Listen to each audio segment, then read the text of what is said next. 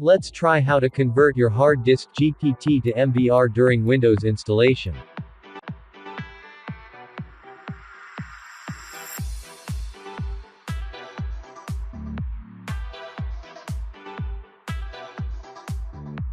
Next button is disabled for GPT partition issue. Exit installation and go to repair your computer. Click on Troubleshoot. Select Command Prompt. Type disk part.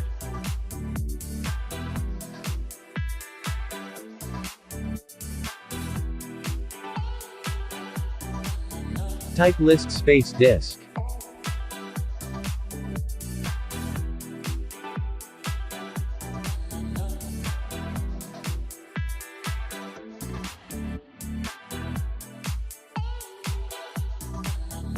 Type select disk 0.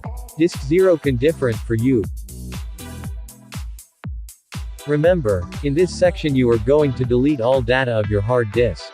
Type clean. Type convert MBR.